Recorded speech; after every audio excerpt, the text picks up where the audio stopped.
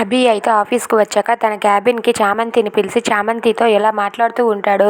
చామంతి, నీతో నేను ఇంపార్టెంట్ విషయం మాట్లాడాలి అని అన్నాను కదా, అదేంటంటే నేను ఇప్పటికీ నువ్వు నా మీద చాలా కోపంగా ఉండాలి, నా మీద కోపంగా ఉన్నావా లేదా అని చెప్పి అడుగుతూ ఉంటాడు. అది విని చామంతి అయితే తన మనసులో ఇలా అనుకుంటూ ఉంటుంది, ఏంటి అభి సార్ ఎలా మాట్లాడుతున్నారు, అభి సార్ స్వర గురించి అడగబోతున్నారా అని చెప్పి అనుకుంటూ ఉంటుంది. ఏంటి చామంతి, నిన్నే అడిగేది, నీకు నా మీద కోపంగా ఉందా లేదా అని చెప్పి అడుగుతూ ఉంటాడు. అది విని అక్కడ ఉన్న చామంతి అయితే ఎందుకు సార్ అని చెప్పి అంటుంది. అదే, నీకు నా విషయంలో కోపం ఉంటుంది, ఎందుకంటే నేను మీ అన్నయ్య జైలుకు వెళ్ళేలా చేశాను కదా, మీ అన్నయ్యకి శిక్ష పడేలా చేశాను కదా, ఆ విషయం గురించే మాట్లాడుతున్నాను అని చెప్పి అంటూ ఉంటాడు. అది విని చామంతి అయితే నేను ఇంకా స్వర గురించేమో అనుకుంటున్నాను అని చెప్పి అంటూ ఉంటుంది. అనుకొని తన మనసులో అనుకుంటుంది. ఇక అభి అయితే మీ అన్నయ్యకి ఇంకా శిక్ష అలానే కదా ఉంది, దాని గురించి అడుగుతున్నానని చెప్పి అభి అంటూ ఉంటాడు. అదేం లేదు సార్ అని చెప్పి అంటుంది. సరేలే, ఇప్పుడు నువ్వు ఇంత దూరం ఈ సిటీకి వచ్చి ఇక్కడ జాబ్ చేయడం ఏంటి, ఇక్కడ ఉండడం ఏంటి, అయినా నువ్వు ఇక్కడ ఒంటరిగా ఉంటున్నావా, వేరే ఎవరైనా ఉన్నారా నీతో పాటు ఎవరెవరు ఉంటున్నారు అని చెప్పి అభి అయితే చామంతిని అడుగుతూ ఉంటాడు. అది విని చామంతి ఒక్కసారిగా షాక్ అయిపోతుంది.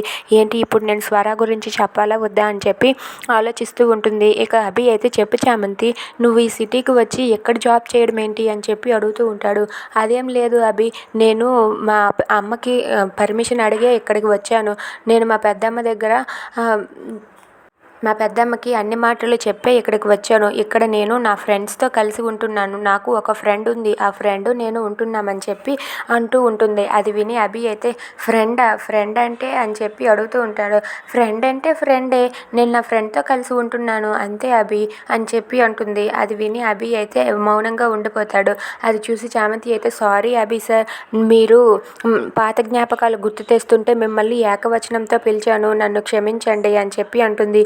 పర్వాలేదులే చామంతి, నువ్వు నన్ను ఎలా పిలిచినా సరే నేనేం ఫీల్ అవ్వను, ఎందుకంటే ఇదివరకు నువ్వు నేను క్లోజ్గా ఉండేవాళ్ళం కదా, నువ్వు నాకు ఇదివరకే తెలుసు కదా, దాని గురించి ఏమీ ఆలోచించకలే అని చెప్పి అంటూ ఉంటాడు.